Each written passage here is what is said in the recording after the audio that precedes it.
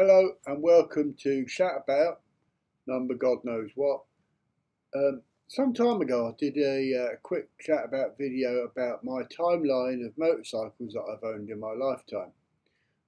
So having had car problems recently, well I've always had car problems, but having had major car problems recently and changed my car again, I realised how many cars I've had in my lifetime. From 15 years old when I bought my first car to now at 60 years old. So I thought I'd do a quick timeline showing the different cars that I've owned and just a little bit about them. The very first car I owned was a Triumph Dolomite, which I bought at 15 years old with the intention of doing it up so I could learn to drive in it when I was 17. I lived in St Austell in Cornwall at the time, and I bought the car from somewhere just outside of St Austell, can't remember where, and being stupid and all that in them days, well I'm still stupid, but anyway, I drove it home, and I'd never driven a car before, but I watched my dad before he passed away. I watched my mum driving, so I thought I knew how to drive. To be fair, I did do it kind of when the road was quiet, but I drove it home anyway. Did it up to a fair degree, but then I joined the army and it got scrapped, never finished the thing. Anyway, so there you go, moving on. When I joined the army, I did learn to drive. The army taught me how to drive, and I bought my first legal car, which was a Hillman Hunter 1275 GT, I think. Bizarre car. It was a bit of a wreck. I had all the material all torn on the door cards and that, so I redone it all. The bizarre thing about it was the handbrake is on your right hand side, so between the door and the seat. But that lasted me a little while. I then bought myself a Ford Granada Mark, I think, I can't remember if it was Mark 1 or Mark 2, but whatever it was, I bought this Ford Granada thinking it'd be a lot nicer. It wasn't. It was crap. The steering pump packed in on it within a couple of days of buying it, and could never get the parts or round to doing it. So that got sold or scrapped or something, I can't remember now. And I ended up buying a Ford Cortina 2000E, which was great. And I kept that up until the time I got posted out to Germany. I sold the car, flew out to Germany, and within a week or so of landing in Germany, I bought a Ford Granada. I presume Mark III, I don't know. Left-hand drive anyway, V6 engine in it, and it was a cracking car, really nice, and I love that car. I was in Germany a little while, then got posted back to the UK, and obviously left-hand drive wasn't really suitable, so I sold that to somebody who was getting posted out to Germany, and I bought a Toyota Celica Mark II, which I was really impressed with. It was a lovely car. Now, this isn't the picture of it, this is just a stock image. It was actually like almost this colour, but a little bit bluer. Anyway, hadn't had that very long, and a Reading bus hit me and pushed me off the road. I slid. It didn't hit me hard, just a little tap. Slid across the road and onto grass and dented it, but not so bad I couldn't use it. It was the rear quarter, so I kept that until and went back to Germany with it, and then I got posted back to the UK. At which point I sold it, and because I couldn't afford to run it and couldn't afford to repair it, and bought myself a Ford Cortina Mark V, which was absolute rubbish. I think its prop shaft went on that. One of my fond memories is climbing on a stack of cars in the scrapyard and pulling a prop shaft off so I could repair it, and the whole stack of cars wobbling. Anyway, so then I bought a SD1, the Rover SD1, which was designed by Pininfarina, the same people who designed Ferraris, or did. Anyway, it was a 2.6 very shortly developed engine problems. So I had a 3.5 V8 engine put in it, and that lasted until the engine caught fire with an electrical fault. I then bought an XR4i. Now, I haven't got a lot of memories of that. I don't think I kept it very long before buying I came up to North Wales by that time, and I spotted a Porsche 924 for sale, which is a Porsche with an Audi engine in it. So it's a poor man's Porsche, which I was and am. Anyway, kept that for a little while, and then I spotted for sale a Renault 21 Turbo, which was the same kind of performance as the then what were they? As the then Sierra Cosworths. So I bought one of them and loved that to bits.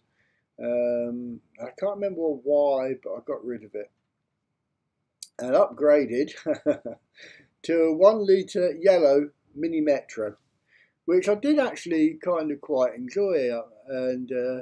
But the thing that happened to it was the fuel tank started leaking, and in these the fuel tank wraps over the rear axle, and it was a huge job to get it out and replace it. And at that time somebody had a MG Metro for sale, so I bought the MG Metro. Bizarrely, that broke down with the engine packed in on it, and that broke down in a town near Wrexham called Hope. So ever since I've called it Despair, the little town. I then bought myself, a friend of mine had a Mini Cooper S for sale. He'd bought it on finance, couldn't afford to keep up the payments. It was quite new, so I bought it from him. I kept that for a little while, but found it too small. So eventually I bought myself a cheap Volvo 240, which I found too expensive to run. So I then changed it for a Volvo 440 Turbo, which the word turbo would make you think that it's quite good on performance, but I can tell you it wasn't. It was very sluggish, it wasn't very big. And a Citroen BX GTI came up for sale local to me, and I thought that would be a good idea, so I bought it. Trouble is with them, they have this hydroelastic suspension, like two airbag things under the front suspension and the rear suspension units, and they just kept packing in and going wrong, and the car wouldn't rise up, so you couldn't drive it because it was, you know, sat low and all types. So that went, and I treated myself to a Ford Granada Cosworth. Now, the Ford Granada Cosworth is basically a Granada with a Cosworth engine in it.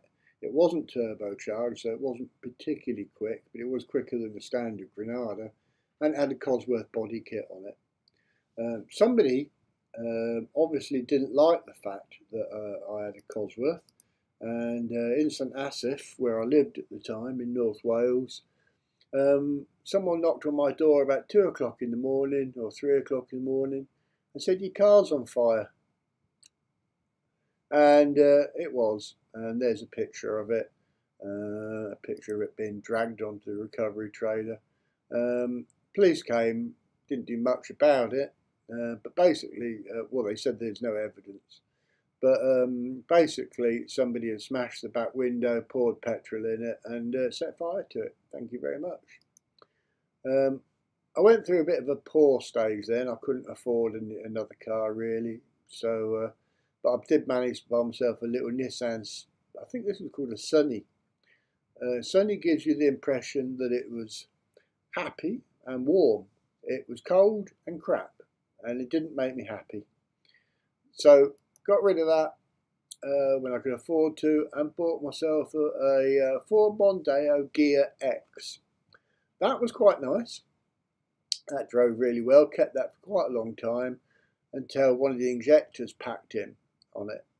Had the injector replaced by a local garage, Tylery Garage in Kimmel Bay.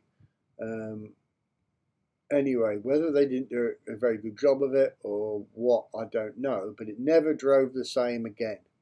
So that went, and I bought a Cavalier, a V6 Cavalier. It was okay, but it was bland, no character. So that went, and I bought myself a Jaguar S-Type, which was absolutely lovely. Really enjoyed the Jaguar. This was the 4-litre version.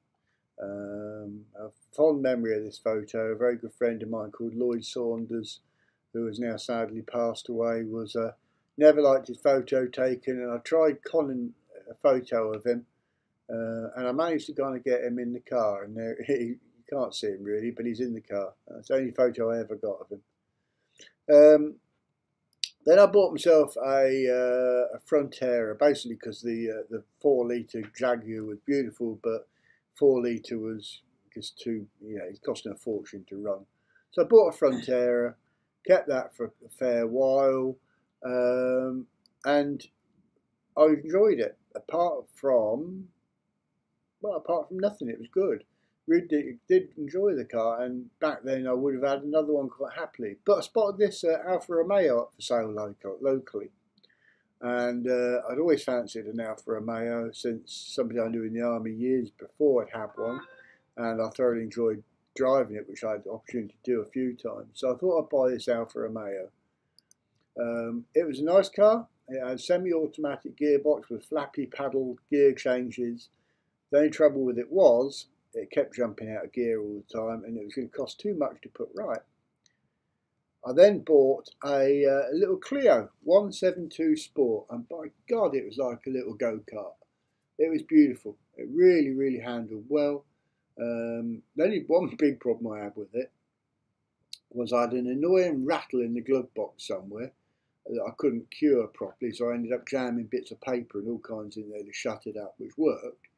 The other thing was the boot on it was like the tin foil you get a pie in, and I shut it once with both hands on it and put 2 big dents in it. But talking on dents, and this was a stock photo, didn't have them wheels, as you'll see in a moment. I was going into Llandudno one day, it was raining, and a car come up the other way, a little MX-5, span in the rain, span across the road, slammed into the side of me, and you can see a picture of it there, the little MX-5, what was left of it. Forced me off the road with the impact into onto the grass. I slid down the grass and hit a lamppost. I had no control of the vehicle. Obviously, both vehicles were written off.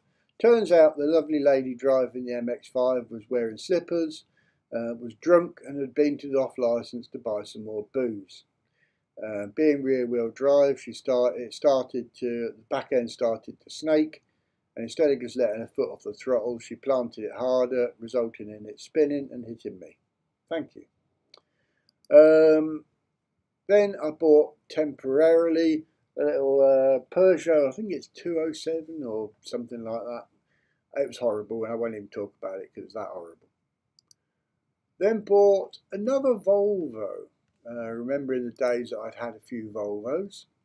This one was not too bad, it was reasonably nice. But unfortunately, my mum, who was disabled and lived with us at the time, didn't like it. Said it made her feel uncomfortable. So I bought a Civic, Honda Civic Type S, thinking it was the Type R, because I thought the S was the good one, but it wasn't, and it was like driving Miss Daisy. It was terrible. My mum didn't like it either. She was living with us up in North Wales at that stage, and she wanted something because she had a brain hemorrhage problem, and every little bump in the road gave her a pain in the head. So she wanted something ultra uber smooth. So I bought a Mercedes Class S, and that was amazing. It was like, well, it was a limousine, loads of footroom in the back, air suspension. At the time it was a fantastic car, but boring. And I didn't want boring. And by then my dear mum had passed away. So I bought myself a Subaru Impreza WRX. That was very exciting, I can tell you. It was an amazing car, loved it to bits, until one day I heard this bang outside, and I walked outside, and a car had piled into the back of the car behind me, and forced the car with the van with such impact force that it smashed into the back of my car, causing an extensive amount of damage.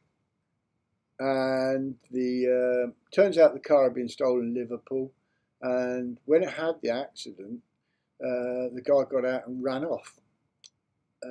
Luckily, the car behind was an off-duty copper, and he chased the guy, caught him, arrested him, but nonetheless he wasn't insured, so it caused problems. I then bought a Boxster S Porsche, and you can just make out the registration number. I think it's R8EKT or EXT. Anyway, it read wrecked, and it was. It was terrible. It had so many problems, I got rid of it. Bought a Jaguar S-Type 3 litre, which was, again, nice. Can't remember why I got rid of that.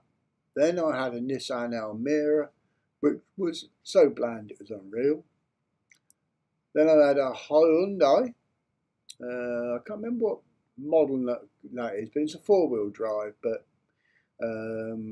it was okay. Can't remember why I got rid of it. Then I got a Renault Scenic, and that was okay, but didn't like the colour.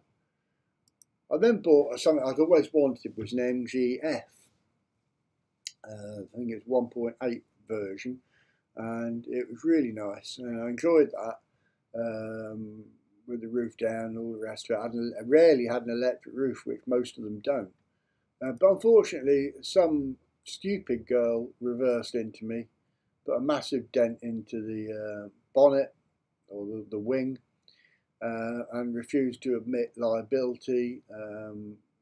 Worked in the shopping centre in Colwyn Bay, and even though we had video footage, nothing ever came of it. I sold the car and bought a little Citroen. Can't remember what one it is now. Is it a C1 something, or C2? Anyway, that was okay. Needed something bigger though, so I bought a C3 Picasso. That was like a taxi, but small. Then I bought a Rover 75, quite a nice stately car, but unfortunately that ended up with lots of rust and rot underneath it. There was also a little Renault Clio, which I bought locally, cheap, and it looked in good condition, but it had a huge problem somewhere, and it smoked like hell. It was like putting up a smoke screen as you drove down the road. I also had a red Citroen C4, which was actually really, really nice. We went to down to Cornwall and all round in that car. I can't remember why we got rid of it, but we did. We sold it eventually. And to be honest, regretted it afterwards, because it was a cheap car to run and was very comfortable and pretty reliable. I don't think it was very reliable for the next owner who didn't look after it. But anyway, it was a good little car. I bought a Honda Accord Tourer. That was nice. Ended up with a few problems, electrical and other things. And I needed something big still, so I bought a Jeep. Jeep was nice. Me and my good lady really enjoyed the Jeep, but it ended up with problems like the welds under the driver's seat cracked off and the seat was wobbling around, and I did re-weld it, but it kept breaking again, and there were other problems with it as well. So that went, and it being a wannabe boy racer, I bought a Ford Focus ST. It was a 2.5 version. It had been superchipped to 275 brake horsepower. It was super duper fast and scary powerful. It had superchip and ram air and all kinds, induction kits. But it was so powerful that I was going to kill myself in it or lose my license. So that went. And I bought a Mercedes CLC 200. That again was a lovely car, all leather interior, but the steering rack packed up on it. So I'd always wanted, since being a child, a Range Rover. So I bought a Range Rover Sport 3 litre on a 2010 plate, which I've had until recently. Got rid of it recently as well because handbrake module's gone on it, which requires about £1,200 to put right. Also, the government have decided to put the road tax up on it from £360 a year to £720. So I sold that a few days ago and I bought a Vauxhall Insignia. Always said I didn't like the Insignias because they look bland. Well, this one's like a red-brown colour. And I don't think it is bland. Having sat in it and drove it, it changed my mind. A friend of mine, Mike Connolly, said to me they're like a big comfy sofa gliding down the road. And he's right, they are, they're nice, and I'm very impressed with it. I hope it'll last. It's got 112,000 miles or something like that on a 2014 plate, and I'm very impressed with it so far. So let's hope that I won't have many more cars to add to this timeline before I... So I'm hoping that this one will last me. It is nice. I'm very impressed with it. No road tax, which is superb. And I did a run yesterday to Connors Quay and back, which in the Land Rover I was lucky if I was getting 30 miles to the gallon if I was really gentle, or in the Range Rover rather. But on yesterday I got nearly 60 miles to the gallon without trying to out the Insignia, which being a big car is amazing. Anyway, there you go. So quite a few cars in my lifetime. So until next time, thank you, bye.